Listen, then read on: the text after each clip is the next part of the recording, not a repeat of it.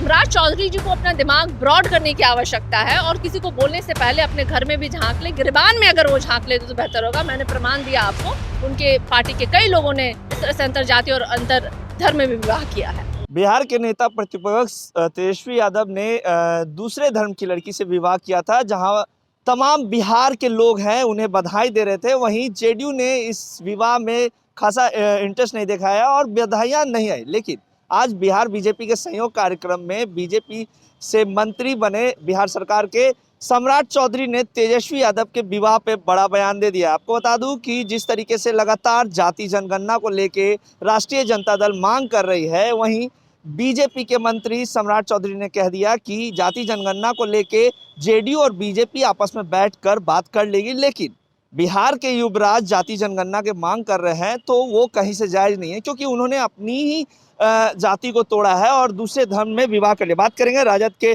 प्रवक्ता सारिका पासवान हमारे साथ हैं। सारिका जी, सम्राट चौधरी का बयान आप किस तरीके से देख रही हैं?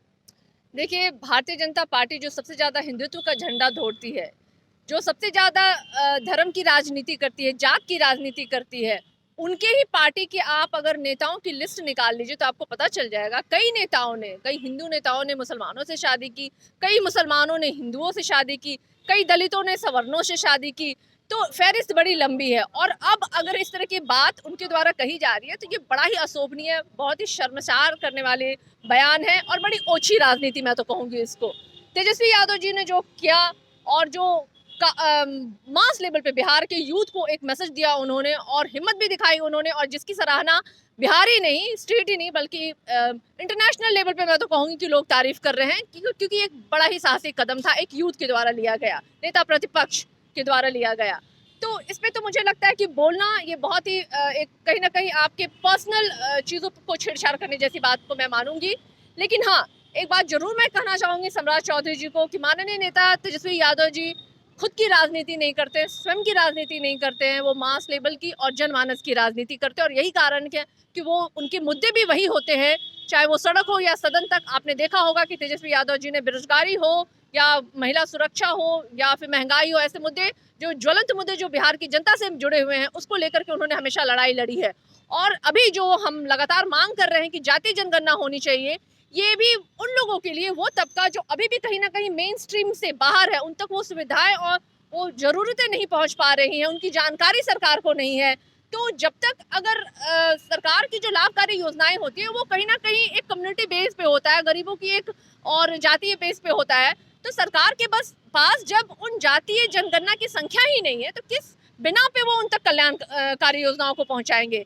तो ये मुझे लगता है कि बीजेपी के द्वारा ये बड़ी ही मतलब उटपटांग तरह की बयान है। और इनको मैं ये भी याद कराना चाहूंगी कि अभी जब 10 सदस्यीय टीम जो है माननीय प्रधानमंत्री से मिलने गई थी, तो उसमें इनके सहभागी पार्टी के माननीय मुख्यमंत्री नीतीश कुमार जी भी थे। तो क्या सम्राट चौधरी जी को याद नहीं है क्या, या उनकी दिमागी बहुत स्मृति जो है वो खत्म हो गई है उनको?